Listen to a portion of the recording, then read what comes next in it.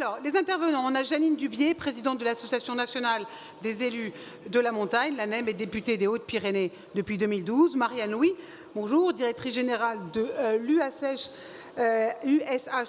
depuis 2018 et après avoir occupé la fonction de secrétaire général. Mathieu Ozano, directeur de The Shift Project depuis 2014, et c'est un think tank qui est dédié à la transition énergétique, et c'est un ancien journaliste et auteur. Et enfin, Audrey Linkeheld de France Urbaine, vice-présidente de la Commission développement durable et transition énergétique à France Urbaine. Elle est aussi première adjointe à la mairie de Lille. Alors, toujours nos grands témoins, nos chevilles ouvrières de cette réunion inédite, Philippe Pagemérour et aussi Frédéric François. Merci à tous les deux. On parle des diminutions de l'empreinte carbone, des enjeux écologiques. Alors comment est-ce qu'on peut à la fois être dans cette transition énergétique et avec ce mix de production d'électricité? Peut-être un mot d'introduction, Philippe, par rapport à ce débat. Vous avez tout à l'heure parlé beaucoup d'hydraulique, on va en reparler. Quel est l'enjeu véritablement aujourd'hui?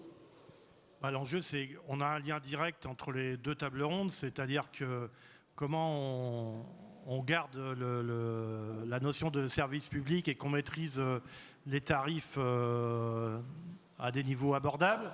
Et comment en même temps on lutte contre le réchauffement climatique et on conserve la notion forte, ou on retrouve plus exactement la notion forte d'indépendance énergétique. Tout ça, ça passe aussi par la constitution d'un mix de production qui convient de maintenir et de développer, qui a des particularités en France, avec son pourcentage de production nucléaire, avec son pourcentage important de production hydraulique, avec également une production thermique qui est en train de basculer vers des productions biomasse, et également un mix de production pilotable à conjuguer avec des énergies renouvelables, éoliennes terrestres, offshore ou encore photovoltaïques. Tout cela nous amène aussi à tirer aussi des sonnettes d'alarme sur le fait que la sécurisation du réseau n'est pas garantie dans le temps. On a été certes sans doute parmi les premiers à le dire, puisque on aurait pu déposer le mot, mais la notion de pilotable, pour sortir du seul débat qui a alimenté les débats sur l'énergie pendant des années en France, à dire renouvelable, non renouvelable. Nous, on a souhaité y introduire il y a quelques années la notion de pilotable et d'intermittence, mais en tout cas de pilotable.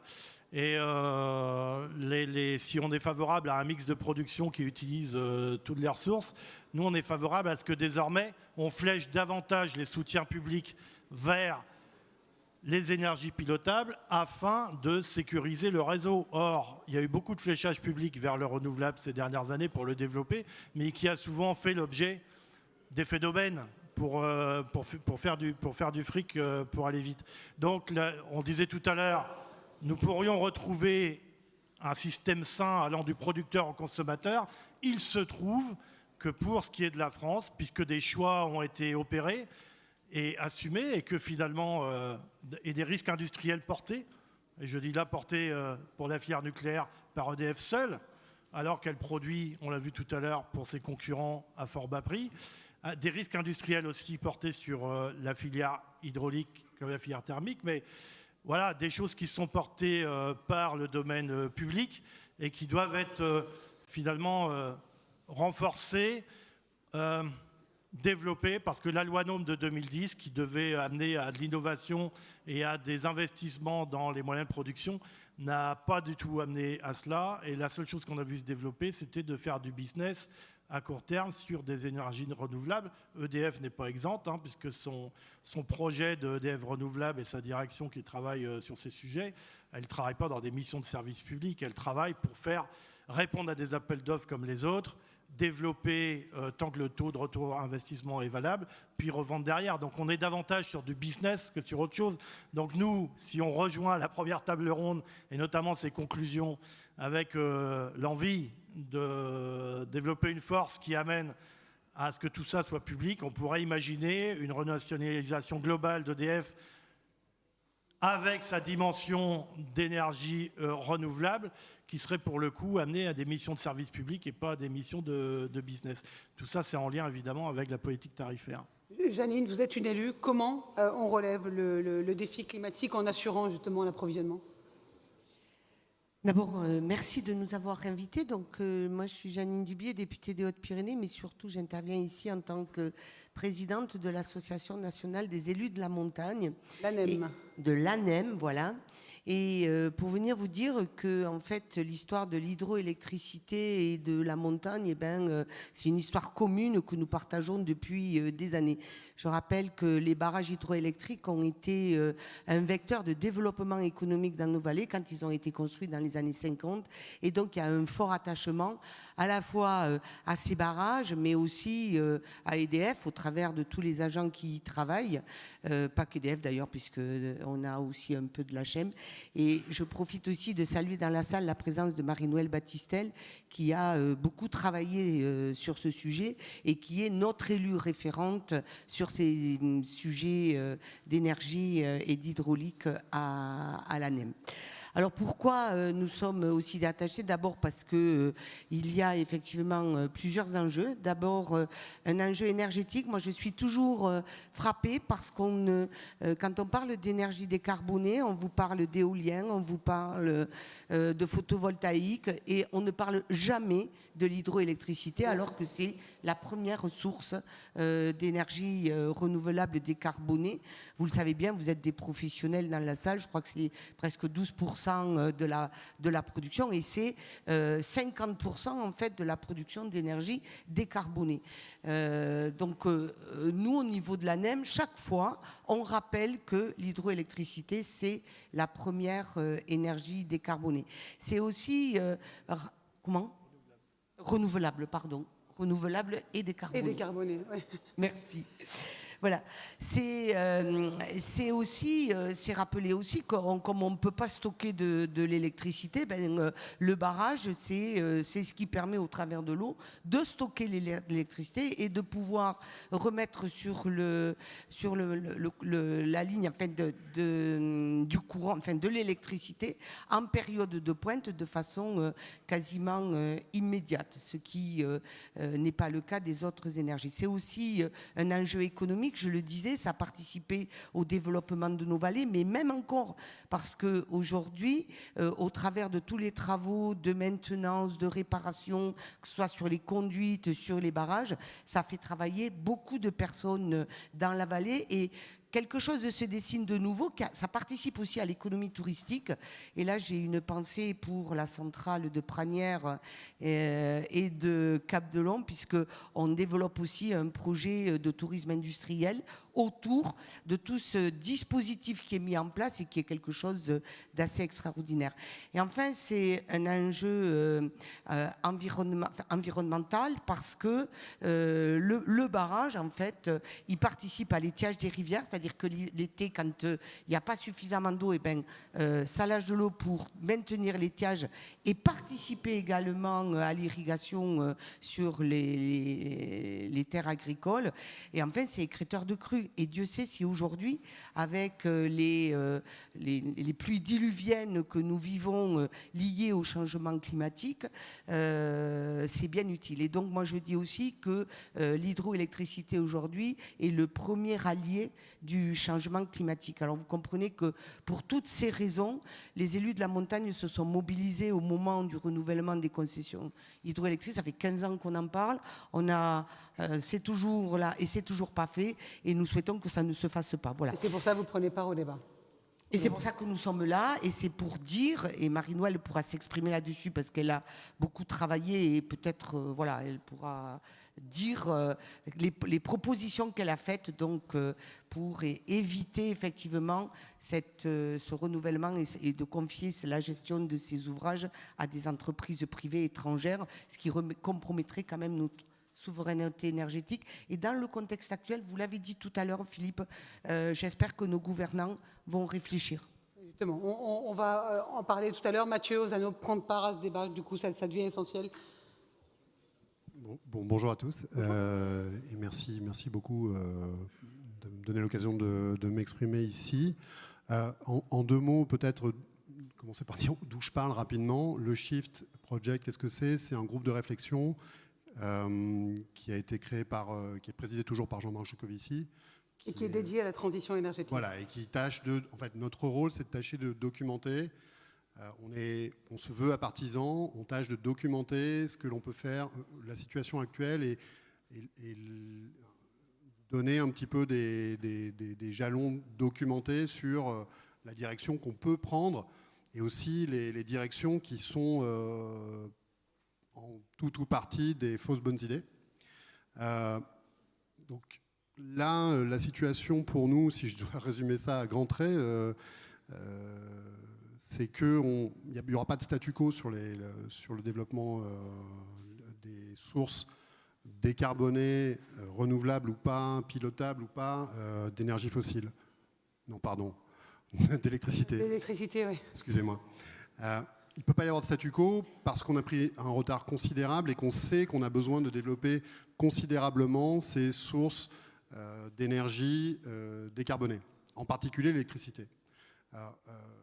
Le système hydroélectrique français, il est remarquable. On sait qu'on peut guère rajouter des barrages en France. On en a mis à peu près où on peut, partout où c'est pertinent de le faire, à peu près, je dis.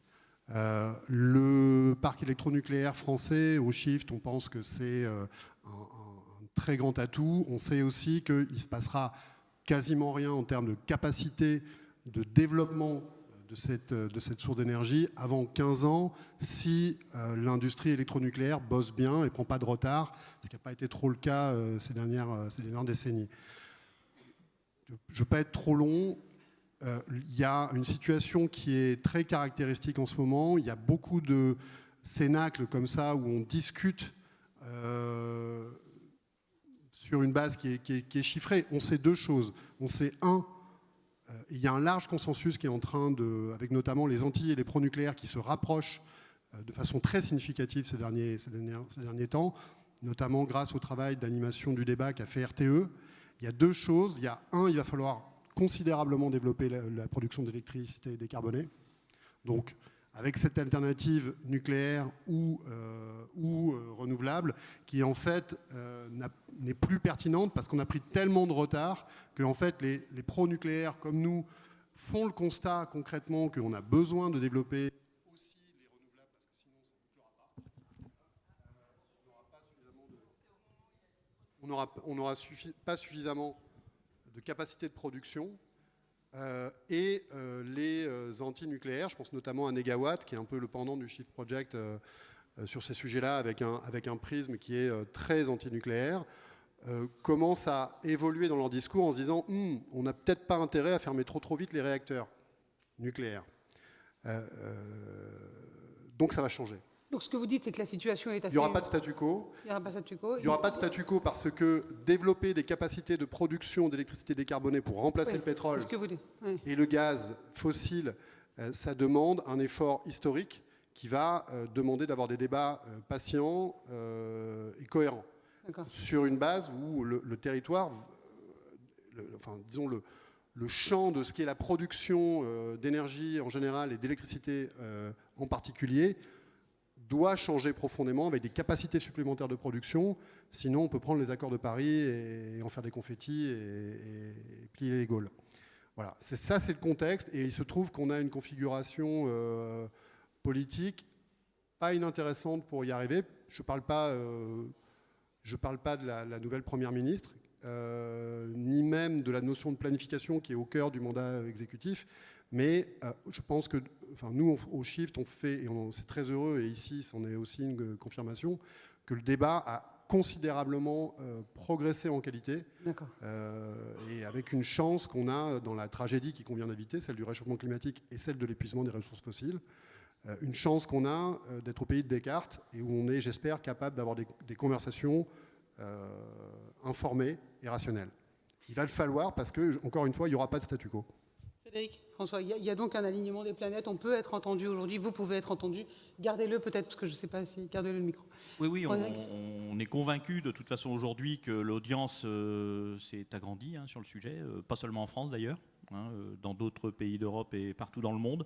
Des anciens fervents militants écologistes admettent aujourd'hui que peut-être qu'on va devoir effectivement faire avec la production nucléaire. Donc c'est plutôt une bonne nouvelle pour nous.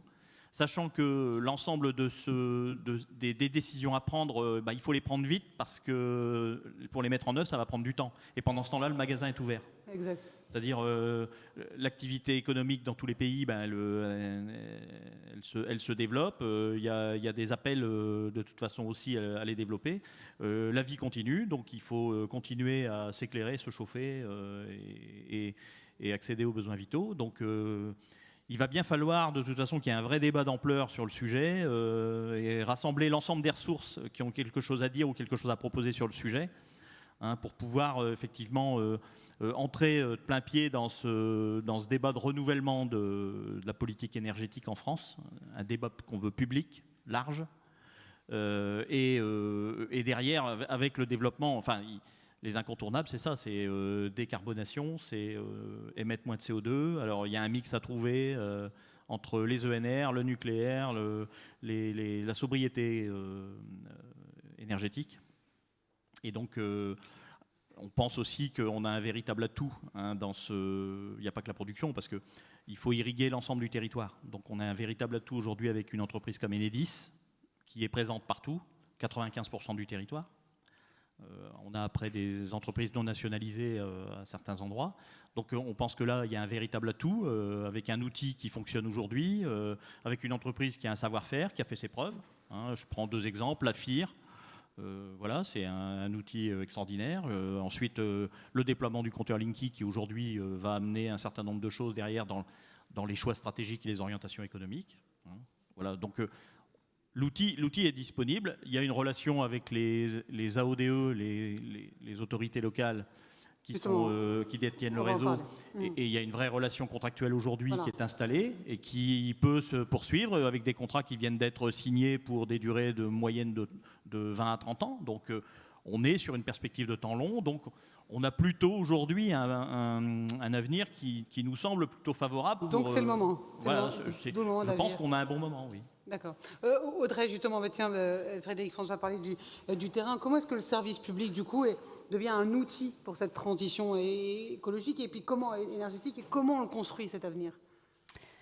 D'abord, bonjour à toutes et à tous. Donc, Audrey Linkenheld, je suis première adjointe et vice-présidente à la métropole européenne de Lille, en charge des questions d'énergie. Et je représente ce matin France Urbaine.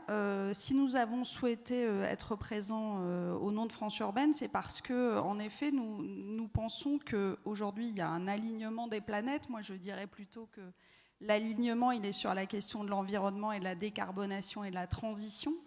Et que dans cette transition, les territoires ont un rôle majeur à jouer. C'est ce que la loi leur confère comme responsabilité depuis quelques années maintenant. Ce sont les territoires auxquels on demande déjà de faire de la planification, hein, puisque ce sont les agglomérations, les intercommunalités qui sont en charge des plans climat, air, énergie. Par exemple, on vient de le dire, ce sont elles aussi qui sont autorités organisatrices de la distribution de l'énergie, ce sont elles qui sont propriétaires des réseaux, et donc il nous semble qu'il est utile de rappeler que les territoires sont indispensables dans ce dialogue autour de la transition. C'est la raison pour laquelle nous sommes là, et c'est la raison pour laquelle nous avons tenu, il y a déjà 1 an maintenant, à affirmer nous aussi notre attachement en effet au service public de l'énergie, parce que finalement, c'est le service public qui permet de prendre en compte la diversité des territoires. Parce qu'au-delà des compétences que nous avons tous, ce qu'on sait surtout nous, c'est que nous sommes extrêmement divers. Janine nous parlait de la montagne et des barrages hydroélectriques. Moi, je viens de Lille, c'est plutôt le plat pays. Des montagnes, il n'y en a pas beaucoup. Les monts que nous avons sont plutôt l'héritage des terrils et du charbon. Donc voilà, chez nous, l'électricité renouvelable à laquelle on peut avoir recours n'est évidemment pas la même. Et pourtant, nous avons nous aussi besoin de cette énergie, de ce bien de première nécessité, de ce bien commun. Donc le service public, c'est ce qui permet de répondre à cette diversité des territoires, que partout dans le pays, qui qu'on soit, quelles que soient nos ressources, on ait accès à cette énergie, à cette électricité en l'occurrence, qu'on y ait accès aux mêmes tarifs partout. Donc nous, on a vraiment tenu dès le début à affirmer notre attachement à ce service public de l'énergie, parce qu'encore une fois, c'est la réponse au territoire, à leur diversité et aussi à la précarité qu'on peut connaître. Prenez le mien. Alors, il y a 2 mots qui ne plaisent pas au micro, c'est nucléaire et précarité. Ça passe pas. Je ne sais pas ce qu'il faut en penser. Voilà. On reviendra Mais voilà, je voulais dire ça parce que nous sommes des partenaires de la transition, mais d'une transition juste. Et là encore, c'est le service public qui est la réponse en matière énergétique. Et qui en devient de facto un outil. On va revenir en détail après là-dessus. Marianne Barry-Allouis, donc directrice de l'USH. Pareil pour vous, votre présence ici, pourquoi est-ce qu'elle est importante ? Oui, merci de votre invitation. Je vais te dire ce qu'est l'USH, ça expliquera mieux. C'est l'Union sociale pour l'habitat et c'est la confédération des organismes HLM. Et donc quand on parle service public, quand on parle bien de première nécessité, on parle assez naturellement énergie, logement. Ça fait partie quand même des sujets qui sont fondamentaux pour simplement la vie, hein. Avoir un toit, être logé correctement, pouvoir se chauffer, mais aussi se refroidir. C'est un sujet qu'on voit de plus en plus. D'ailleurs, c'est une vraie problématique pour nous. Et puis, pour la parenthèse, ils sont chauffés à quoi ? Alors, sur la question du chauffage, c'est pas une petite parenthèse, ça rentre exactement dans la discussion du mix énergétique. Aujourd'hui, le parc social, c'est 4,8 millions de logements. 11 millions de personnes qui vivent dans le logement social. Et on a 1 800 000 logements qui sont au gaz collectif, 800 000 logements qui sont au gaz individuel. Et le reste, puisqu'on a quand même très très peu de fioul, hein, il reste quelques maisons avec un petit peu de fioul dans le bassin minier, mais c'est pas le sujet. Puis avec ils vont être traités. Le reste est à l'électrique. Ça renvoie complètement cette question que vous posez à la question du mix énergétique. Hein, parce qu'aujourd'hui, on prend de plein fouet. Vous l'imaginez bien, la question du tarif du gaz, enfin nos locataires, avec en plus exactement la problématique du bouclier tarifaire, puisque dans un premier temps, pour les 1 800 000 logements au bouclier, 1 800 000 logements au gaz collectif, nos locataires ne bénéficiaient pas du bouclier tarifaire parce que depuis les directives européennes sur la question du gaz, nous étions considérés comme des points de consommation multiples et pas des points de consommation individuels. Donc nos locataires au gaz individuel ont bénéficié du premier bouclier tarifaire et il a fallu qu'on bataille énormément pour obtenir un système qui corresponde à un bouclier tarifaire mais qui n'en est pas vraiment un pour le gaz collectif. Donc cette question du mix énergétique, elle est fondamentale pour nous. Je vous ai donné les chiffres, vous voyez, la part du gaz, elle est très importante dans le parc social. Et je tiens à dire pourquoi elle est très importante. Parce que, historiquement, depuis 30 ans, on encourage le parc social au gaz. Il y a eu des primes pour s'équiper gaz. Nos locataires préféraient avoir le gaz parce que c'était moins cher. Et aujourd'hui, on se rend compte de l'hyperdépendance. Et c'est pour ça que le développement du mix énergétique, il est important, on y reviendra. Mais je dirais qu'au-delà du mix énergétique, pour des investisseurs de long terme, hein, nous, on n'est pas des promoteurs. On construit des logements, on les garde, on les gère. On les a 50 ans, 60 ans. Donc la question de l'investissement long, il est important. Hein. L'investissement, quand il est fait, puis somme toute, c'est un peu les locataires qui l'ont payé. Là. Voilà, c'est les locataires d'hier qui payent les investissements d'aujourd'hui. Donc il faut avoir une vision quand même assez protectrice de cette sorte d'épargne populaire, en tout cas d'épargne dans le droit au logement. Et donc cette question-là du mix énergétique, c'est aussi la question du chef d'orchestre, c'est-à-dire de fixer des grandes orientations et une stratégie. Nous, on attend beaucoup aujourd'hui. Je finis juste là-dessus. On est très sollicités sur les questions de stratégie de rénovation énergétique. Il va falloir qu'on amplifie énormément la rénovation énergétique pour atteindre les objectifs de la SNBC, mais on sait bien qu'on ne pourra pas atteindre les objectifs de la SNBC que par la rénovation énergétique. Il va falloir que le gouvernement entende, ce qu'on va commencer à lui dire là, c'est qu'il faut aussi poser la question des vecteurs énergétiques. On a une partie du parc, des logements qui existent aujourd'hui, on peut les mettre sous cloche, on peut mettre du double vitrage, on peut faire tout ce qu'on veut, on n'atteindra pas les étiquettes A et B. Et on ne peut pas les démolir, il y a quand même des gens qui habitent dedans et les gens ont quand même besoin de se loger en France, on a besoin de logements sociaux. Et par ailleurs, entre nous, si on les démolissait pour reconstruire, si on faisait le bilan carbone de l'opération démolition-reconstruction, il serait extrêmement coûteux. On explose tout là. Voilà. Et donc il y a la question à un moment de la stratégie sur le vecteur énergétique. Voilà. Et cette fois-ci, on a besoin d'avoir des orientations un peu générales sur ces questions-là. Alors justement, quel mix de production est-ce qu'il faut choisir si on va vers cette transition? Mathieu, peut-être vous pouvez nous éclairer là-dessus. Avec quel micro, je ne sais pas, mais... Alors micro électrique et hydroélectrique, oui. Alors nous, on défend un point de vue par rapport à ça, qui vaut ce qu'il vaut, qui est raisonnablement documenté, et qui est, comme je disais, qui rejoint sur pas mal de points beaucoup d'acteurs clés, en particulier RTE. précisément parce que tout ça est mesurable. Les besoins énergétiques sont actuels, sont connus. Avec la stratégie nationale bas carbone, la SNBC, on a quand même une idée de où est-ce qu'on peut aller. Et donc nous, le constat qu'on fait, c'est un peu ce qui était en creux dans ce que je disais tout à l'heure, c'est qu'au moins dans les prochaines années, on a besoin, en termes de capacité de production, de développer tout ce qu'on peut développer. Ce n'est pas un scénario, c'est l'ébauche d'un plan. La première étape, ça va être de comprendre jusqu'à quel point on est capable de développer des capacités de production nouvelles et significatives. Il y a déjà dans les tuyaux un certain nombre de mesures de simplification pour les implantations des renouvelables. On va voir si le pays, en particulier les gens chez qui on va construire ces capacités, les acceptent ou pas. Même gros point d'interrogation pour le parc électronucléaire. Alors là, localement, en général, là où sont les réacteurs, les collectivités locales sont bien souvent d'accord pour qu'on maintienne l'activité. Mais simplement, la question, c'est de savoir à quel rythme on est capable de sortir des nouveaux réacteurs. Ce que je suis en train de dire, c'est qu'il va falloir, grosso modo, même si on est sur une démarche de sobriété, de l'organisation des besoins sur laquelle nous, on appuie énormément au Shift et qui n'est pas tout à fait l'agenda du gouvernement, ni complètement celui d'RTE aujourd'hui, même si on appuie très fort sur la sobriété, on a quand même le besoin de doubler à peu près les capacités de production électrique à horizon d'ici une génération. Donc ça va très vite et aujourd'hui, il y a beaucoup plus de points d'interrogation que de certitude dans notre capacité collective, sociale, industrielle à faire ce développement. Et puis, en chemin, je préfère juste poser des questions à ce stade-là. En chemin, il y a aussi des choses trappes, des pièges potentiels. Nous, on est très conservateurs, typiquement sur la méthanisation. Oui. On n'est pas du tout sûr aujourd'hui, et je sais que dans les instances étatiques, centrales, sans nommer... on voit à peu près de qui je parle. On s'apprête à rétropédaler parce qu'on a mis des hypothèses très très hautes en termes de capacité de production, de remplacer dans les réseaux de gaz le gaz fossile par du biogaz pour diverses raisons à la fois industrielles et écologiques.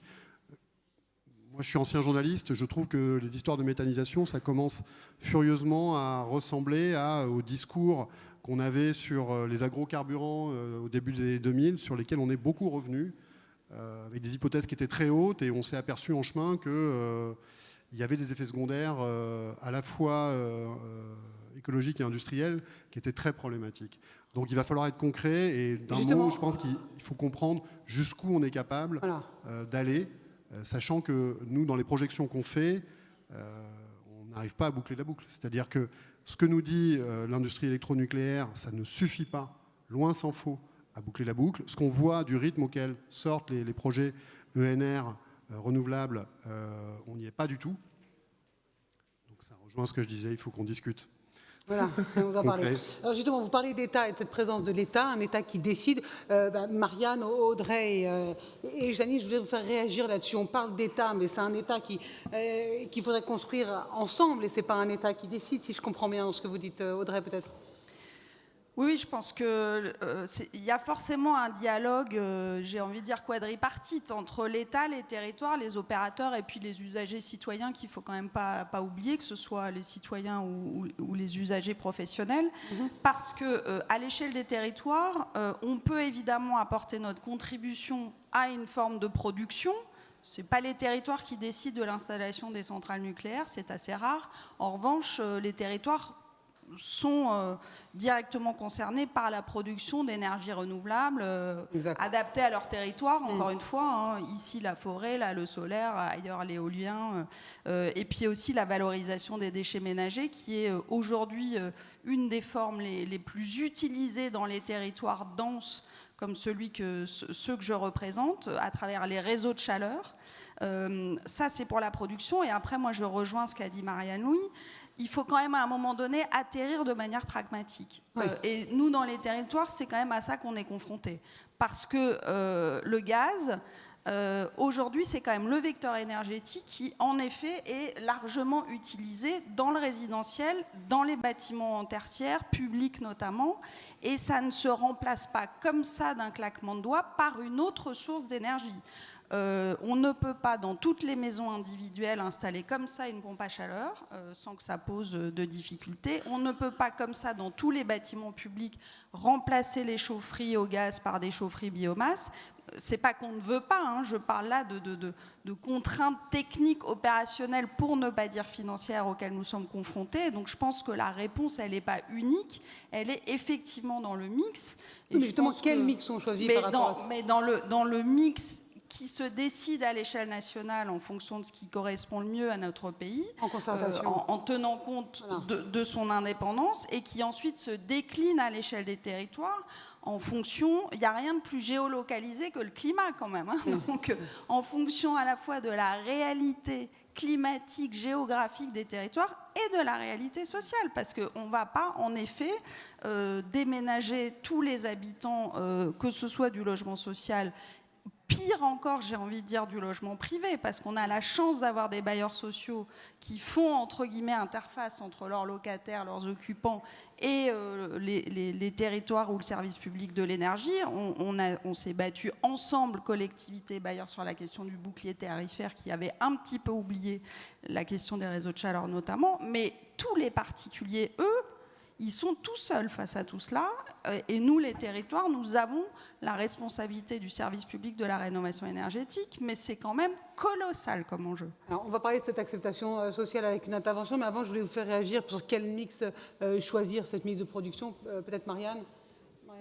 Oui, sur quel mix, moi je rejoins ce que dit Audrey, ce qu'a dit le Shift Project. C'est-à-dire qu'en fait, je crois qu'il faut faire feu de tout bois. Il faut tout essayer dans la période.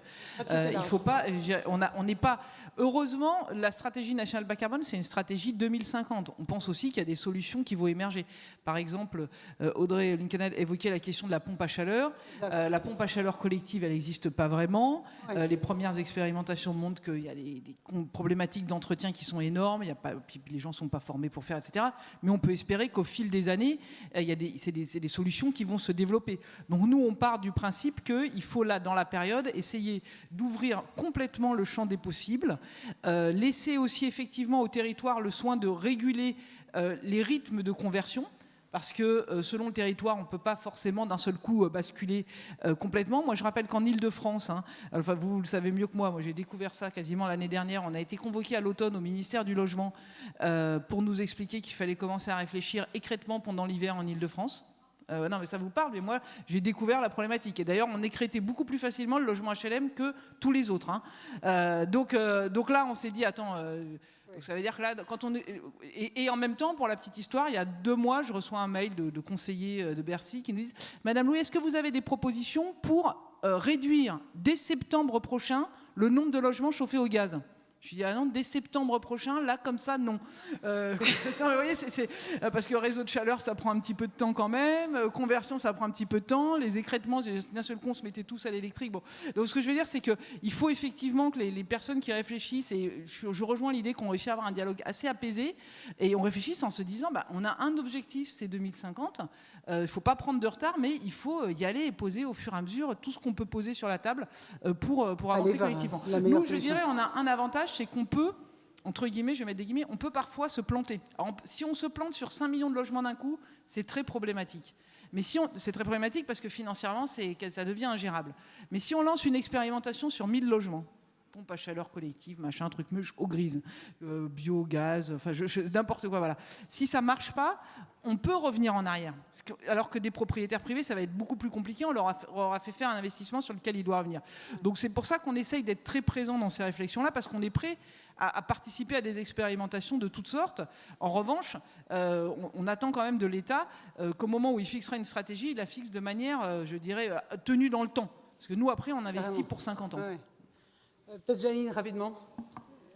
Oui, mais moi je vais rester sur l'hydroélectricité parce que il n'y a pas que les barrages et comme vous l'avez dit, on n'en reconstruira pas. Par contre, on peut produire de l'électricité et turbiner au fil de l'eau. Et donc, au niveau de l'ANEM, nous sommes extrêmement favorables au développement de ces microcentrales. La seule difficulté que nous rencontrons, c'est avec l'autorité environnementale, les DDT, la loi sur l'eau. Et donc, nous portons un combat. Nous avons fait des propositions pour que justement on fasse plus souvent la révision des cours d'eau, notamment dans le cadre des renouvellements des SDAGE, de façon à permettre des installations plus faciles de ces microcentrales qui sont de moins de 4,5 MW. Vous dire aussi que grâce au travail parlementaire que nous avons pu construire, cette notion d'hydroélectricité, d'intérêt, de production d'hydroélectricité, de la reconnaissance du caractère d'intérêt général, elle est en bonne voie. Nous avons, au travers des moulins, puisqu'il y avait on demandait l'exonération de la continuité écologique quand il y avait rénovation des moulins. Et comme on n'arrivait pas à l'obtenir, forcément, les gens, ils ne produisaient plus, ils abandonnaient. Et là, le Conseil constitutionnel, cette semaine, a tranché et a considéré qu'on pouvait exonérer la remise en service des moulins qui fabriquent de l'électricité de la continuité écologique parce qu'elle a reconnu, le Conseil constitutionnel a reconnu que cette production avait un caractère d'intérêt général. Ouais. Et donc, ça nous donne de l'espoir pour tout ce qui est producteur de petite hydroélectricité. J'espère que dans les semaines et années qui viennent, on aura moins de difficultés à pouvoir installer ces petites microcentrales. Alors maintenant, on va rentrer dans le concret. Audrey parlait tout à l'heure de l'acceptation sociale. Je voudrais dans la salle qu'on donne un micro, merci Morgane, à Michel Vacaloulis. Alors Michel Vacaloulis, c'est sociologue et il est justement expert de cette acceptabilité sociale du nucléaire par différents moyens. Et vous êtes co-auteur de cette tribune signée dans Le Monde avec Philippe Page-Lemérour. On vous écoute, Michel. Bonjour. Bonjour, Michel Vacaloulis, universitaire et chercheur au CNRS. Alors, j'ai préparé une intervention sur les enjeux de la politique énergétique en France et la question de l'acceptabilité sociale du mix de production d'électricité. Je fais d'abord deux constats pour contextualiser en quelque sorte cette question de l'acceptabilité. Alors, le premier constat concerne la fameuse libéralisation de l'énergie. Alors, l'ouverture à la concurrence de ce secteur depuis 2 décennies, on le sait tous, ça a été dit aussi à la tribune, n'a pas tenu les belles promesses de départ. Ni en termes évidemment de diminution des prix, ni en termes d'accessibilité et d'uniformité de traitement des consommateurs, qu'ils soient des clients domestiques, qu'ils soient des entreprises, des PME ou aussi des collectivités territoriales. La notion de service public s'est dégradée. Les liens de proximité qui ont été tissés au fil du temps entre les élus territoriaux et EDF se sont distendus et les salariés ont vécu une dégradation lente mais persistante des conditions de travail liées notamment à la montée des exigences de rendement. Cette fragilisation des salariés a fini par atténuer la satisfaction du travail, on a des enquêtes là-dessus, notamment dans les métiers postés de la relation clientèle. Alors, le deuxième constat porte sur les conséquences de la grande crise que nous venons de vivre, la crise de la Covid-19. Une crise non seulement sanitaire, mais indissociablement une crise évidemment économique, une crise sociale, je dirais même une crise de la gouvernance. En fait, la pandémie a révélé de manière brutale la vulnérabilité de la souveraineté nationale en matière de la santé. On peut lire dans cette défaillance à la fois les dégâts de la désindustrialisation dans le secteur de la santé, secteur stratégique soumis de plus en plus à la logique de la rentabilité. Et en perspective, cette crise a accentué le besoin de maîtriser la production de certains biens stratégiques, que ce soit dans le domaine de la santé, dans le domaine de l'alimentation et dans le domaine de l'énergie. Et au moment de sortir de cette crise, évidemment, nous sommes en train de vivre une crise énergétique, une crise d'envergure, avant même la guerre d'Ukraine, une crise évidemment qui risque de subvertir tout ce qui reste du tissu industriel en France et de faire baisser le niveau de vie de la grande majorité de la population. Dans ce contexte d'incertitude évidemment et de forte volatilité des marchés de l'énergie, le fait d'assurer l'énergie de demain constitue un enjeu de premier plan. Je dirais même un enjeu de modernité politique, voire un enjeu de civilisation. Donc il s'agit de répondre rapidement et efficacement aux besoins croissants de la population et des entreprises, besoins évidemment qui sont évolutifs, sont liés à l'évolution des technologies, à l'évolution des usages et des modes de vie. Et c'est ça, et ici, évidemment, c'est ici que le bas blesse. Le fonctionnement du marché tend à privilégier des retours sur investissement rapides qui, le plus souvent, relèvent de la spéculation financière.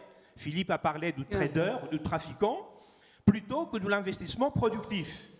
Il est significatif, ça aussi a été dit sur la tribune, il est significatif que la libéralisation de l'énergie n'a pas créé des moyens de production supplémentaires, ou alors à la marge, et que la concurrence s'est focalisée exclusivement sur la question de la commercialisation, sur la fourniture. Et le domaine de la production est devenu en quelque sorte le hors-champ des politiques de la dérégulation de l'énergie. Il est aussi caractéristique qu'au cours de la dernière décennie, la filière nucléaire, avec son potentiel énergétique pilotable, qui garantit la fiabilité de l'approvisionnement électrique, cette filière, au lieu de constituer un atout pour la nation, une sorte de fierté nationale, était considérée comme une filière entre guillemets honteuse, voire comme une industrie en déclin. Toutefois, c'est un peu la remarque conclusive du propos, on remarque aujourd'hui un basculement aussi bien au niveau de l'opinion qu'au niveau des dirigeants sur les questions de la transition énergétique. La hausse des prix de l'énergie sur fond de tensions géopolitiques met en quelque sorte à l'ordre du jour toute une série de questions, de problématiques, par exemple la question de la souveraineté énergétique, de la sécurité d'approvisionnement, de la disponibilité de l'électricité sur tout le territoire. Toutes ces questions reviennent à l'ordre du jour. Et les récents sondages, je n'ai pas le temps de les détailler en quelque sorte, montrent que les priorités du mix énergique sont concrètes, ces priorités pragmatiques. Lorsqu'on interroge les gens dans les sondages, qu'est-ce qu'ils disent?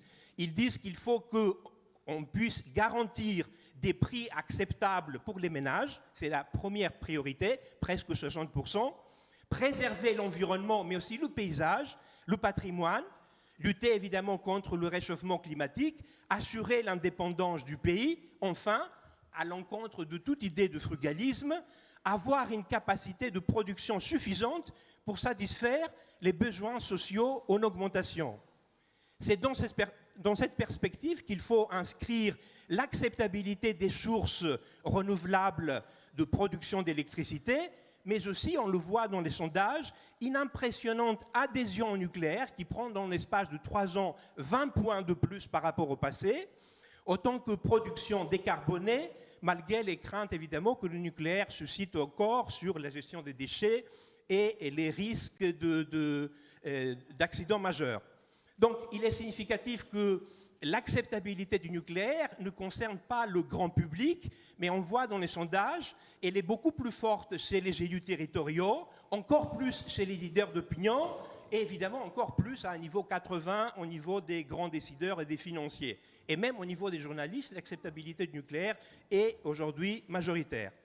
Je conclus, on est aujourd'hui, tout le monde l'a dit sur la tribune, on est à la croisée des chemins. Il y a une urgence de lancer un programme d'investissement en matière d'énergie sans opposer les différentes formes d'énergie. Et dans cette perspective, il faut que le rôle de l'État puisse être activé. Il faut l'implication de l'État à un plan d'investissement de masse au plus haut niveau pour relancer un nouveau programme industriel en donnant à EDF évidemment les moyens et de ses ambitions pour investir dans la transition bas carbone. Je vous remercie. Merci à Michel Vacaloli. Donc on retiendra donc ce besoin de plan d'investissement de masse et cette préoccupation des Français à 84%. C'est Lambert Lanoé qui va prendre la parole à présent. Alors il faut juste que Morgane vous identifie. Lambert du cabinet de Geste. Bonjour. Bonjour. Pareil, sur ce débat, ce mix de production, cette transition énergétique, on vous écoute. Oui, effectivement, on a été missionné depuis quelques temps maintenant par le CSEC d'EDF au sein du cabinet de Geste pour travailler sur les problématiques de moyens de production pilotables. Et dernièrement, on a travaillé notamment sur les questions d'hydroélectricité. Oui, l'expertise hydraulique. L'expertise hydraulique, voilà. Et en fait, cette expertise nous a amené à un certain nombre de constats. Alors certains qui ont été déjà évoqués ce matin et qu'on peut répéter, c'est que l'hydroélectricité, tout d'abord, pourquoi est-ce qu'elle est si importante? C'est parce qu'elle constitue une source d'énergie qui est complètement singulière, parce que d'abord, elle a la particularité de gérer deux types de biens qui sont essentiels à la nation, l'eau et l'électricité, en même temps. Et ces deux types de biens, ils ont été reconnus par la loi comme des éléments essentiels, stratégiques à défendre. Et ça amène à réfléchir sur la notion de service public dans cette hydroélectricité. Ça, c'est très connu, ça a été répété, on l'a encore vu ce matin. Il y a une autre forme de particularité qui est moins souvent débattue sur l'hydroélectricité, c'est qu'elle est soumise à une double forme de concurrence. C'est que d'un côté, elle est soumise à une forme de concurrence sur le marché, c'est-à-dire que la production hydroélectrique, elle est en concurrence par les coûts avec les autres sources d'énergie. Et en même temps, elle est aussi soumise à une concurrence pour le marché. C'est-à-dire que les centrales de production, elles doivent aussi être mises en concurrence entre elles, et les opérateurs, ils s'affrontent pour obtenir le droit de les exploiter. Et ça, cette double forme de concurrence, c'est très très particulier. On a beaucoup travaillé, nous, les thématiques de concurrence, et généralement, c'est soit l'un, soit l'autre, mais ce n'est pas les deux en même temps. Et ça, c'est une source de contrainte très très forte pour le moyen de production qui représente l'hydroélectricité en France, et pour rappel, qui participe en fait de façon indispensable à la gestion du système électrique national. Et cette double forme de concurrence, on l'a analysée justement sur ses impacts d'un côté sur le marché et de l'autre pour le marché. Et on constate en fait que d'un côté, quand on analyse la concurrence sur le marché, on voit qu'il y a une logique de déconnexion qui s'opère entre d'un côté la logique financière de court terme et la dimension industrielle de long terme. C'est-à-dire que là, on est rentré dans l'hydroélectricité sur une inversion de paradigme où c'est désormais l'industrie qui est au service de la finance et plus du tout l'inverse. Ce qui fait que les outils hydroélectriques, ces outils industriels encore une fois indispensables, ils rentrent dans une forme de course au rendement, dans une recherche de maximisation des recettes. C'est-à-dire que désormais, chaque centrale hydroélectrique, globalement, elle doit être rentable ou elle doit être abandonnée. Alors qu'avant, on avait un parc hydroélectrique où on avait une péréquation, c'est-à-dire que celles qui étaient moins rentables, elles participaient à la production, mais on compensait la rentabilité par d'autres qui étaient très très très rentables, mais dans tous les cas, on avait plus de moyens de production. Mais aujourd'hui, on rentre dans une aberration où en fait, on dit qu'on a besoin de beaucoup de production renouvelable, et l'hydroélectricité y participe beaucoup, mais on est prêt à en abandonner certaines sous prétexte que ça ne serait pas assez rentable. Et ça, cette concurrence sur le marché, elle a un deuxième impact, c'est que en fait, maintenant, les outils de production, ils sont soumis un peu au diktat du marché, qui marche au quart d'heure, qui marche à la demi-heure, qui marche à l'heure, ce qui fait qu'on arrête et on démarre les centrales en continu en fonction des prix du marché. Et ça abîme ces centrales qui sont faites pour beaucoup pour fonctionner avec des arrêts démarrage beaucoup moins fréquents. Donc encore une fois, ça veut dire que le marché, finalement, il abîme l'outil industriel. Et ça, c'est seulement l'effet de la concurrence sur le marché. Si on le cumule ensuite à la concurrence pour le marché, on constate que quand il y a eu les négociations au début des années 2010 sur l'ouverture à la concurrence des concessions électriques, la France, comme beaucoup d'autres pays voisins, aurait eu l'occasion de protéger ces concessions hydroélectriques. Elle aurait pu les exempter de la concurrence. Elle l'a fait pour Enedis, mais elle ne l'a pas fait pour les concessions hydroélectriques. Parce qu'en fait, à ce moment-là, elle a dealé avec l'Union européenne sur les critères de Maastricht en disant nous, on va dépasser un peu ces critères-là et en échange, on va privatiser nos concessions hydroélectriques. C'est un peu dommage quand on voit aujourd'hui que les critères de Maastricht, vu ce qui s'est passé ces derniers temps, plus grand monde ne les respecte. Mais nous, on a quand même vendu nos concessions hydroélectriques. Donc ça pose un gros problème parce que du coup, avec ce deal-là, on voit que depuis 20 ans, on avait eu un grand nombre d'évolutions réglementaires au niveau de la France, mais aussi au niveau de l'Union européenne, et que ça a conduit progressivement à ce que la France et du coup EDF Hydro se retrouvent complètement piégés entre d'un côté le droit communautaire et de l'autre le droit français.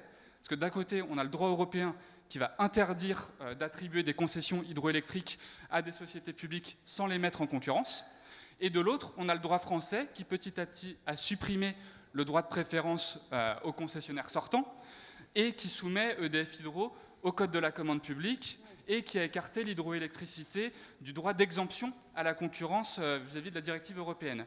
Donc petit à petit, on a resserré l'étau qui fait qu'on n'a plus le choix que d'ouvrir à la concurrence. C'est vraiment, et dans une perspective déjà très très très fléchée par le droit européen.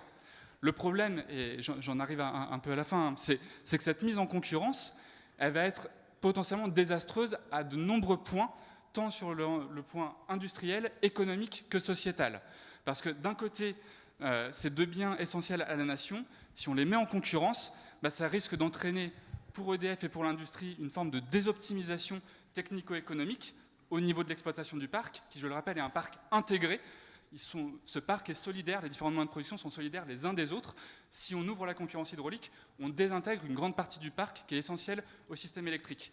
Donc on désintègre le modèle intégré d'EDF qui a déjà été beaucoup attaqué sur l'angle économique. Mais là, on rentre sous l'angle industriel. Et à côté de ça, on peut identifier un grand nombre de problématiques sociales et sociétales à cette ouverture à la concurrence. On ne pourra pas rentrer dans toutes les problématiques. Non, c'est vraiment, je les liste juste, c'est qu'il y a des problématiques de gestion de l'eau, de sécurité, de sûreté nucléaire, de sûreté du système électrique, de gestion des crues. Voilà, c'est tous ces éléments-là qu'on met en danger par cette ouverture à la concurrence. Et donc, à droit constant, EDF, elle semble bien piégée. Et pour notre conclusion, et vraiment j'en arrête là, c'est EDF, son seul espoir, il réside vraiment dans une évolution des textes législatifs. Donc il y a besoin vraiment d'une puissance politique qui permette de protéger l'hydroélectricité, soit sous l'angle d'une renégociation avec l'Europe, soit sous l'angle d'une évolution des textes législatifs français. Alors, puissance politique, mais aussi puissance collective. Maintenant, on va donner la parole à Catherine Nicolas-Michon de FO Énergie et Mines. Et juste après, ce sera Fabrice Coudour de la Fédération nationale des mines et énergies. Et puis après, je vous fais réagir chacun. Je sais que vous voulez prendre la parole par rapport à ça. On vous écoute, Catherine, si possible, plus rapidement, pour justement faire évoluer. Oui, donc moi, je voulais revenir, marteler les messages importants que nous avons entendus pendant cette matinée très intéressante, de dire que le système actuel, le marché de la concurrence, oppose les énergies entre elles. Il ne permet pas de relever les défis climatiques à venir et il ne permet pas d'offrir aux Français de bénéficier du mix décarboné que nous avons mis en place après la Deuxième Guerre mondiale. Il n'y a que le service public de l'énergie qui permettra de renforcer la diversité du mix énergétique français décarboné pour les 50 prochaines années à venir. Alors, le service public de l'énergie, ce n'est pas une utopie, c'est quelque chose qui peut être mis en place rapidement. Il suffit, entre guillemets, de sortir du marché de l'électricité, de transformer à nouveau EDF en EPIC dans le cadre d'une intégration amont-aval, c'est-à-dire que le service public de l'énergie gérerait à nouveau la production, le transport, la distribution, ainsi que la commercialisation et le stockage. Je vais être rapide. Tout cela pour vous dire que ce n'est pas inatteignable, c'est quelque chose qui peut se faire rapidement et nous en avons besoin. La révolution énergétique est nécessaire pour des besoins, des raisons environnementales et aussi pour assurer la sécurité d'approvisionnement de notre pays. Elle se fera grâce à une entreprise publique forte qui pourra garantir aux Français une électricité à prix de revient tout en intégrant des coûts de construction et de renouvellement des moyens de production. C'est la seule solution possible qui s'offre à nous pour les 50 prochaines années, à minima. Merci. Merci beaucoup, Catherine. Donc, Nicolas de FO Énergie et Mines. Fabrice Coudour, Fédération nationale des mines et énergies CGT. J'imagine que vous êtes dans la même lignée. Bonjour. Bonjour. Moi, je trouve ce qui est intéressant, c'est qu'on est en train de dresser un bilan qu'on nous a toujours refusé. Et on le dresse publiquement, donc c'est quand même super intéressant dans la démarche qui est menée par le CSEC. À ce bilan, pour faire la conclusion de tout ce qui a été dit là, autour de la transition énergétique, je crois qu'il faut le dire clairement, le marché va à l'encontre de la transition énergétique. La libéralisation va à l'encontre de la transition énergétique. Et vous avez souvent posé la question de savoir qu'est-ce qu'on pouvait poser comme proposition, qu'est-ce qu'on se faisait face à ça.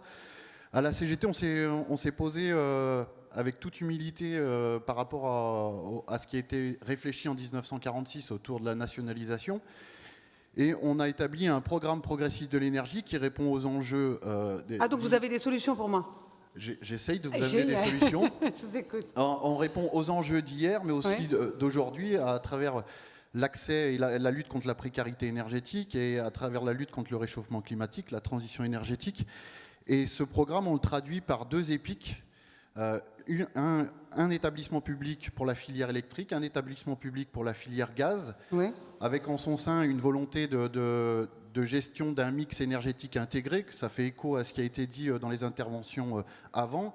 Effectivement, la volonté de sortie du marché, puisqu'on voit que le marché, c'est quand même la pierre angulaire de tous nos problèmes, et surtout des tarifs régulés, alors qui font peut-être plus écho avec le débat précédent, mais aussi là, des tarifs régulés pour tous, que ce soit les collectivités, que ce soit les usagers, les particuliers, les industriels, vraiment pour tous les citoyens.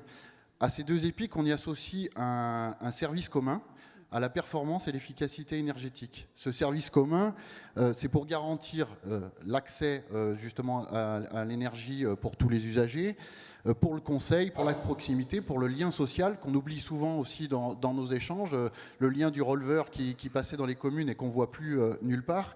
Mais c'est aussi un rôle, ce service commun, de contrôle et de maîtrise publique par l'ensemble des acteurs. C'est-à-dire que dans ce service commun, on y inclurait tous les acteurs, des représentants des collectivités, des représentants des salariés, des représentants de tous les acteurs sur le champ de l'énergie. Tout ça, ça aurait vocation à répondre aux ambitions qu'on est en train de se dire de toute la matinée, la lutte contre le réchauffement climatique, la gestion des ressources. On est beaucoup venu sur l'hydraulique, mais la gestion des ressources autour de l'hydraulique, c'est quand même 80% des ressources en eau de surface. Et c'est cette eau de surface, cette gestion de l'hydraulique, demain dans un marché complètement libéralisé, ça veut dire qu'on indexe les mètres cubes d'eau sur des mégawatts électriques, donc sur un marché de l'énergie, ce qui serait dramatique pour tout le monde. Mais c'est aussi agir sur les factures, c'est agir sur la précarité énergétique, et puis bon, c'est les grands mots du moment, mais agir sur la souveraineté et l'indépendance énergétique du pays. Tout ceci, comme ça a été dit un peu avant, on ne peut pas se dire que ce n'est pas possible. La Commission européenne, elle ne bloque en rien les statuts des entreprises. Elle n'a pas de regard sur le statut des entreprises. Et ça a été dit par Philippe Page ce matin, il y a quand même des portes qui s'ouvrent avec l'Espagne et le Portugal, où il y a une dérogation autour du marché. Donc on ne peut pas nous dire que ce n'est pas possible de sortir du marché, ce n'est pas possible de créer des établissements publics où on a un contrôle et une maîtrise publique. Alors, au-delà de tout ça, je finis, au-delà de tout ça, ça me paraît important de dire quand même qu'il y a aussi une valeur dans le service public actuel, dans l'ensemble des entreprises, c'est les travailleurs. Les travailleurs, il y a des compétences. Ces travailleurs, ils sont capables de proposer des choses, des capacités de développement, il y en a plein. Il y a des projets portés par les travailleurs. Je prendrai que comme exemple le projet EcoCombust, qui est un projet à Cordemais qui répond aux enjeux d'avenir. Donc c'est vraiment des projets qui sont portés par les travailleurs qui savent et qui font, eux, la mission de service public.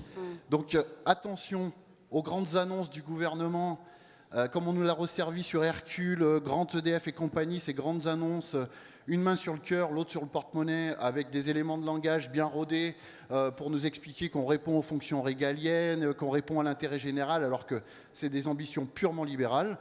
Pour nous, effectivement, tout est possible, à condition qu'on raisonne intérêt général avant de raisonner indicateur financier.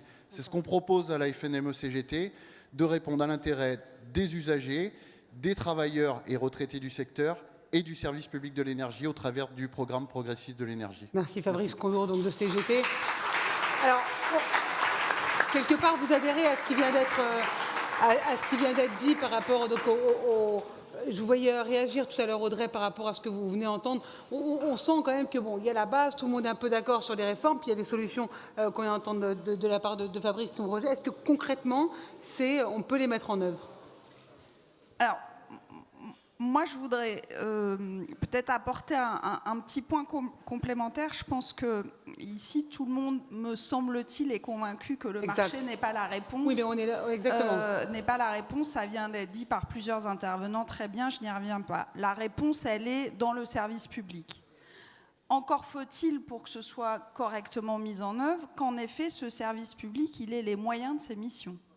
Ça veut dire qu'il doit en avoir les moyens financiers, pour que les investissements soient à la hauteur, notamment du patrimoine et des réseaux dont on a besoin pour le faire, hein, quelle que soit la nature de ces réseaux et de ce patrimoine énergétique. Nicolas parlait et ça veut dire qu'il faut que d'investissement. ce service public, il ait aussi les moyens humains, les hommes et les femmes qui concourent en effet en proximité à ce service public. Je le dis parce que nous, qui sommes les territoires en lien permanent avec EDF et Enedis, et en particulier avec Enedis, nous avons face à nous, en ce qui concerne Enedis, un acteur qui est quasi monopolistique.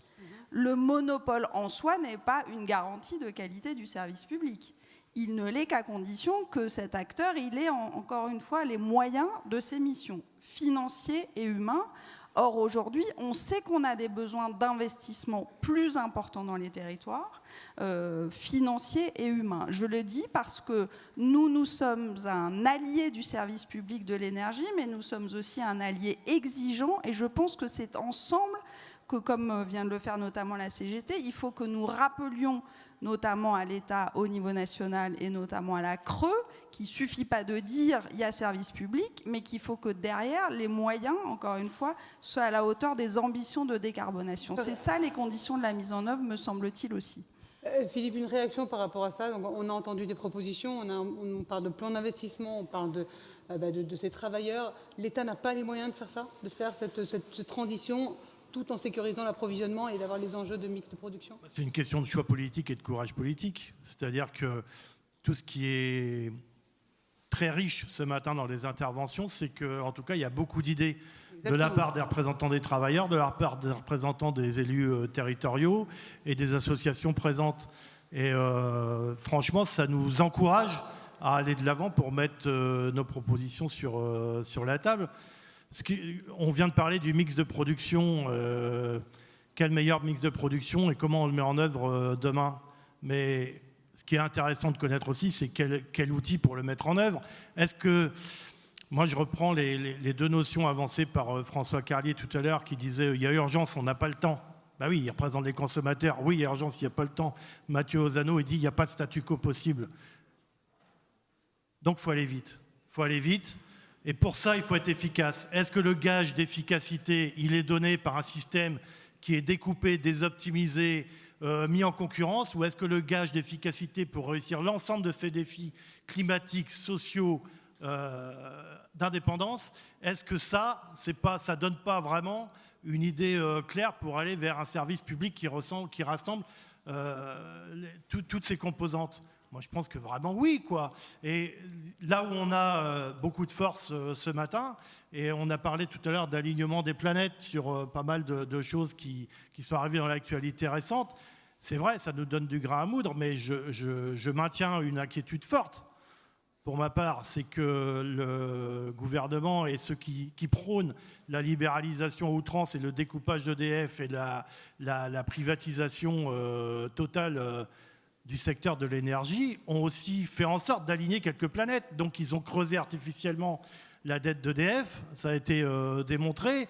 Les dernières mesures gouvernementales mettent EDF sciemment dans le rouge pour arriver à des conclusions, à nous dire un jour au journal de 20h, les petits amis, si on veut demain avoir encore de l'électricité, il faut démanteler le bazar et puis vendre ce qui est intéressant aux marchands.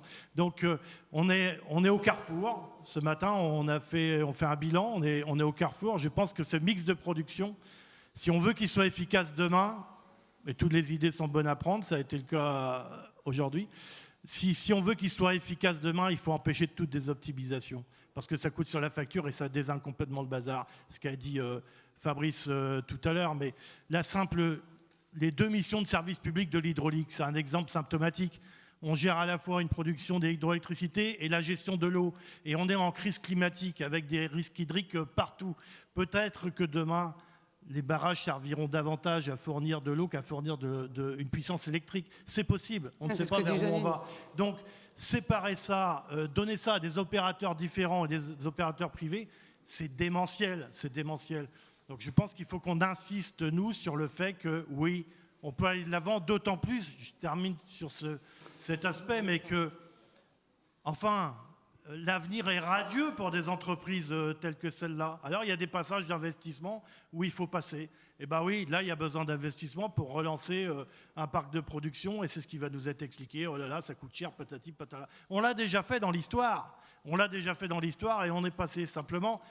Si derrière, il y a, par la décarbonation de l'économie, une entreprise comme EDF, qui serait publique, elle a 250 ans d'avenir radieux au niveau économique, on pense bien que ça va intéresser les marchands du Temple. Donc c'est à ça que nous sommes... C'est sur ça que nous sommes interpellés aujourd'hui. Comment il faut défendre maintenant le service public? Parce que là, il y a le cap à passer. Et demain, ça a été dit tout à l'heure avec l'exemple de l'Ontario.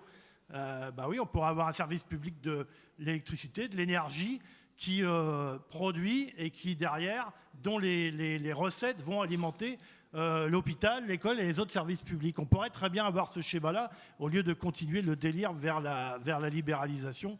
Je pense qu'il faut urgemment dire stop à la casse et à l'organisation de la mafia. Comment on défend justement ce service ?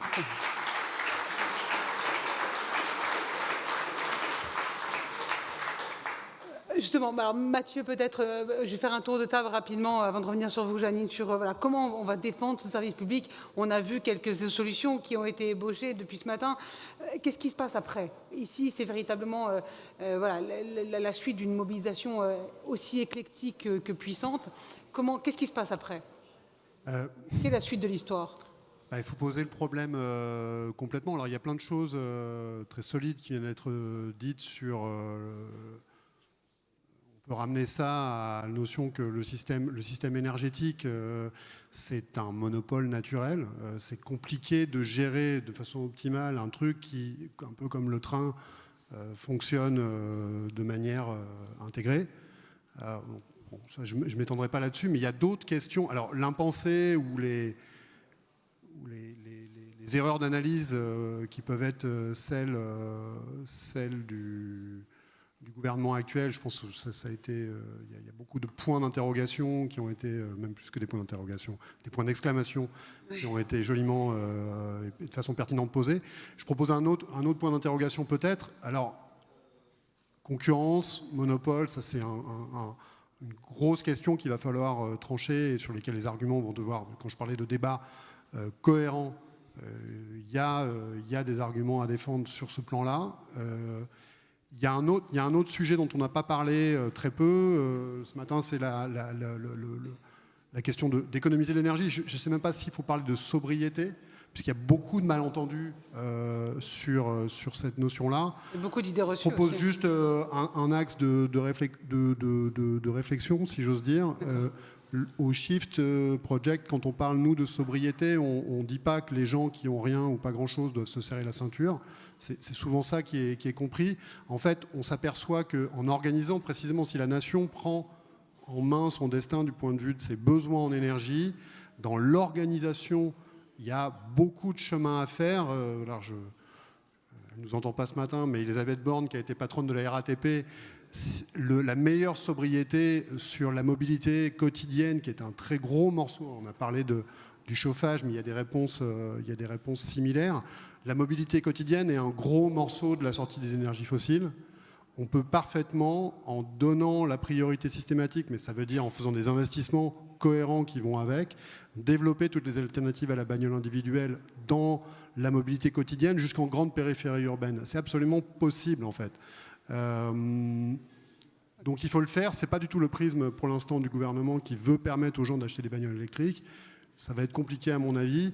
Et nous, notre prisme au Shift, c'est que cette évolution vers une gestion cohérente de la production et une gestion cohérente des besoins, on est confronté à une évolution qui est inexorable.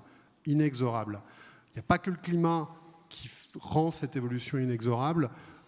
Les besoins en gaz fossile, il faut comprendre que l'Europe, il n'y a pas que les turpitudes de M. Poutine qui sont en jeu. Oui, l'Europe est en déplétion sur ses besoins gaziers. La production de la mer du Nord décline. La production de l'Algérie est appelée à décliner. On fait un travail au Shift là, qu'on va publier dans les mois qui viennent, qu'on fait sous l'égide du ministère des Armées. Le ministère des Armées, c'est des gens qui sont payés pour être pessimistes, en tout cas être lucides sur ces enjeux-là. Il se trouve que l'Europe s'approvisionne massivement auprès de producteurs de pétrole et de gaz qui sont en déplétion. L'Afrique est en déplétion, la mer du Nord est en déplétion, et le prochain sur la liste, c'est la Russie, pour des raisons géologiques. Donc, il faut être sérieux. Mathieu, vous parlez de la conversion des usines de production d'électricité à charbon. Il y a un exemple, l'éco-combus, dont parlait tout à l'heure Fabrice. Est-ce que Gwenaël Plagne, il est là? Est-ce que Morgane, on peut lui donner un micro justement pour qu'il intervienne là-dessus? Je ne sais pas si on aura le temps de prendre des questions. Par contre, voilà. Merci. Bonjour Gwenaël. Je rappelle que vous êtes secrétaire adjoint du CSEC, pour ceux qui ne savent pas. C'est ça, secrétaire adjoint du CSEC et puis travailleur de la centrale de Cordemais, qui est une centrale à charbon, la dernière centrale à charbon de France. Je vais faire extrêmement rapide, puisque déjà ça a été brossé. il y a des possibilités d'avenir, et quand on écoute les travailleurs et les acteurs de l'énergie notamment, puisqu'on en est dans ce sujet-là, aujourd'hui le réseau est rendu dans un tel état qu'on n'est pas sûr de passer les prochaines pointes, les prochains hivers, et que là, même si tout le monde se rend compte que le prix est extrêmement élevé, quand on sera obligé de couper l'alimentation de certains usagers pour pouvoir tenir le réseau, on en sera dans une autre dimension. Donc aujourd'hui, on ne peut plus se passer de moyens de production pilotables. Et en écoutant les travailleurs, la transition énergétique peut quand même continuer, puisque du coup, on a réussi avec 7 ans de travaux et les salariés forcément accompagnés par la CGT, on a développé un projet qui vise à se servir, et j'ai entendu tout à l'heure le sujet des déchets, comment on utilise les déchets, qui sont une matière basée sur l'économie circulaire, et on en produit un combustible alternatif qui vise à remplacer le charbon. Et c'est en place, en tout cas on a réussi à convaincre l'ensemble des acteurs. Il faut une nouvelle fois du courage politique. On espère que ça puisse aller jusqu'au bout pour que même de l'électricité pilotable qui était, on va dire, sur l'ancien monde avec le charbon, on arrive à la décarboner et à emmener avec une économie circulaire, avec des emplois, avec quelque chose qui est vertueux. Il faut un courage politique, on verra si le nouveau gouvernement en a. En tout cas, les travailleurs, ils en ont. Merci pour cette... Alors, je vois une main qui se lève. Je donne la parole à la dame. Alors, on va rapidement, Morgane, merci de donner au micro à la dame qui lève la main, mais très rapidement, madame, parce qu'on va me gronder sinon. On vous écoute. Si vous pouvez juste décliner votre identité, merci. Bonjour. Voilà, moi, ce sera un autre type de témoignage. Voilà, je suis une riveraine, une particulière, qui adhère à votre combat. Super. Particulièrement. Oui, vous avez dit que c'était un débat éclectique. Et je voulais vous soulever un problème que nous vivons, nous, sur le long du littoral français. Voilà, ils veulent, vous êtes au courant, je suppose, ils veulent installer des éoliennes en mer le long des côtes. C'est des projets absolument colossaux. Pour vous donner un exemple, l'exemple que vous connaissez tous certainement, celui de Saint-Brieuc, mais c'est le même à Fécamp, Tréport, à Courseulles, Noirmoutier, etc. Ce sont des projets de 0,5 gigawatts, 500 mégawatts, grands comme la ville de Paris, qui vont produire, d'après la Commission européenne, sur le document d'aide d'État, chacun 1,7 TWh, d'après leurs estimations, c'est-à-dire rien, un jour de la production d'électricité française, et qui vont détruire évidemment toute la faune marine, parce que ce sont des usines grandes comme la ville de Paris, 100 km². Faut vous imaginer un peu ce que ça représente. Un projet, c'est 100 km², c'est Paris pour un jour d'électricité émietté sur une année, qui répond même pas à la demande. Je ne parle même pas du coût. Ces projets-là, c'est 4 milliards, puisque nous avons à la charge le raccordement qui est 300 millions déjà, plus. Mais alors, il y a un autre problème qui se soulève, dont visiblement personne n'a conscience ici, c'est que ça va détruire tous les emplois de la pêche côtière. C'est-à-dire, c'est toute une filière pêche qu'on est en train de faire crever, disparaître. Je ne sais pas si vous êtes conscients, ici quand même il y a des gens qui sont sensibles à l'emploi pour créer du gadget comme emploi, parce qu'il faut savoir que les emplois ils ne seront pas français, ils ne sont pas français. L'éolien, nous on est envahis d'éoliennes terrestres, on cherche les emplois. Votre témoignage est précieux, une catastrophe écologique, sociale, et économique et énergétique. Et j'aimerais bien que ici, les gens prennent conscience et viennent nous aider, parce que avec les 40 gigawatts qu'ils veulent mettre en mer, ça va être une catastrophe. Merci beaucoup, votre témoignage était très précieux, ça rejoignait cette acceptabilité dont parlait Michel Voukalis tout à l'heure. Alors, je vous fais réagir un peu tous rapidement, et surtout, moi, ce qui m'importe aussi, c'est quelle est l'étape d'après, comment on continue. On voit qu'il y a des témoignages qui sont constructifs, on voit que le débat est aussi profond qu'éclectique. On est parti sur l'électricité aujourd'hui. Qu'est-ce qui se passe après, peut-être Frédéric ? Oui, donc on voit bien ici qu'un des enjeux, de manière, ça va être les décisions politiques, la planification sur le long terme, et mettre en place et essayer de fédérer l'ensemble des énergies. On parle de construire l'énergie publique de demain, mais c'est bien ça, quoi. Fédérer l'ensemble des énergies autour de ce projet-là, en intégrant l'ensemble des problématiques. On découvrira des écueils au passage, on se trompera, parce que finalement, il y a des fois de fausses bonnes idées. Mais d'un autre côté aussi, à l'interne, nous, des entreprises, en tant que CSEC, on va dire, on a la charge aussi un peu de regrouper l'ensemble des CSE locaux et territoriaux.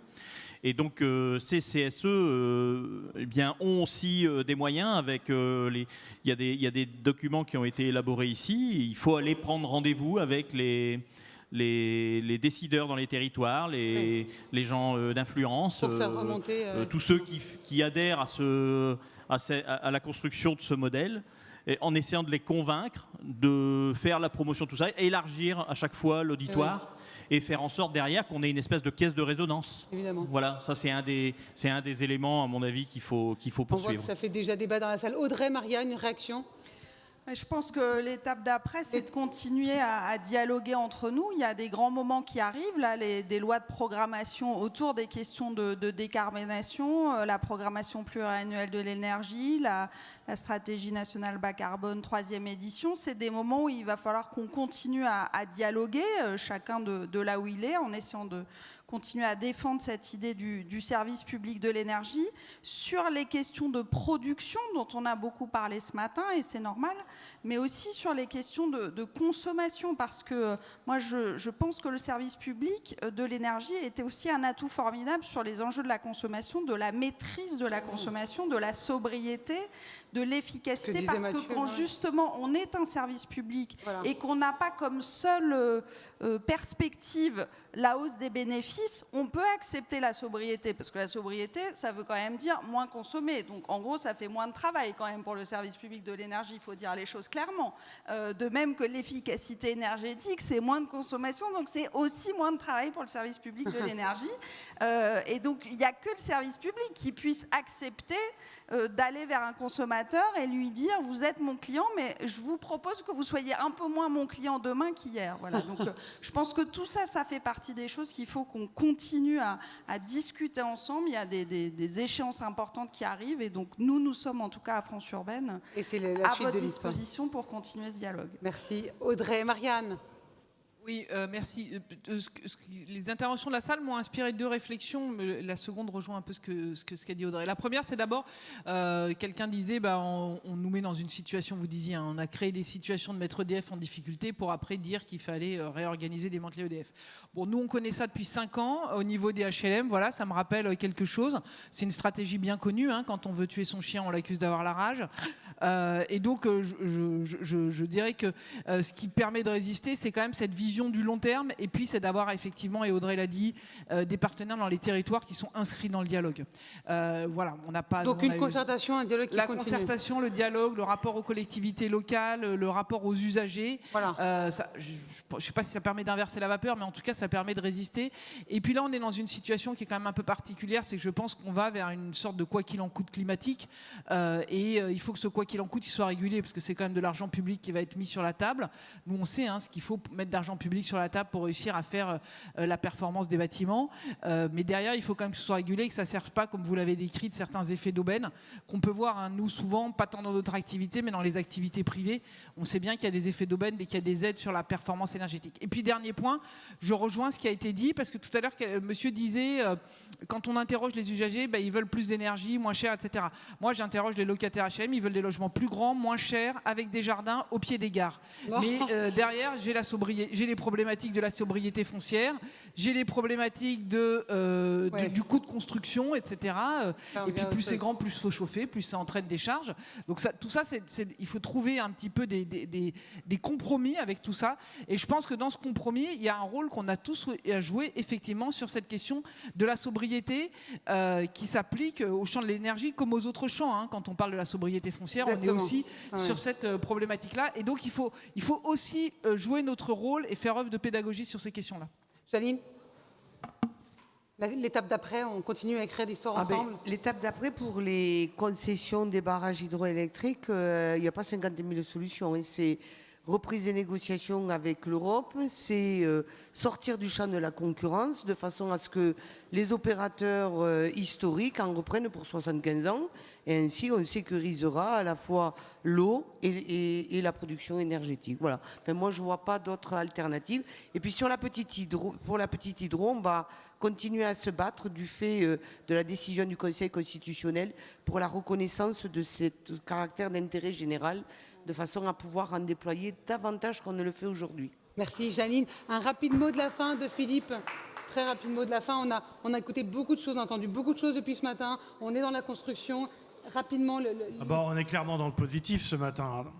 D'abord, je voudrais saluer ma concitoyenne bretonne au fond de la salle et lui témoigner la solidarité que je suis, en tant que breton, ma solidarité pour les pêcheurs de la baie de Saint-Brieuc. Voilà. On en parlera pas autour de l'apéritif. Oui, on en parlera autour de l'apéritif. Voilà. Mais on a parlé d'acceptabilité sociale du nucléaire, mais je rejoins sur le fait que faut, au pays de Descartes, il faut mettre tout le monde d'accord sur les solutions et pas faire n'importe quoi. Et le business autour du renouvelable est une question. Non, on est dans le super positif. Donc, le rendez-vous d'après, je crois qu'on a partagé un moment qu'on qualifiait déjà d'historique en début de matinée. Donc, on va essayer de poursuivre cette histoire. Il y a eu beaucoup de choses riches d'exprimer et je pense de partager. Et notamment la question du bilan très dommageable de la déréglementation du marché. Et je pense que sur ces bases, on peut construire entre nous, avec tous ceux qui étaient présents ce matin, et puis peut-être au-delà, demain, avec d'autres qui nous rejoindront, un espace de discussion, de débat, d'échange. En tout cas, pour tous ceux qui en seront d'accord, c'est ce que les deux CSEC vont tenter de faire. Et dans les tout prochains jours, on va soumettre à tous les partenaires qui étaient là aujourd'hui un appel avec les bases qu'on a pu partager ce matin sur le fait qu'il fallait que le bien commun reste sous maîtrise publique et puis que finalement il fallait tirer constat de ce double bilan, déréglementation et histoire du monopole public. Et donc aller plus loin, c'est aussi permettre un ancrage dans le temps, ce Conseil national de l'énergie, pour pouvoir avoir de prochains rendez-vous avec d'autres thèmes en débat. On a rendu compte de nos expertises, on en a d'autres en cours, dont une sur les territoires d'outre-mer qui sera intéressante de pouvoir vous rendre compte également.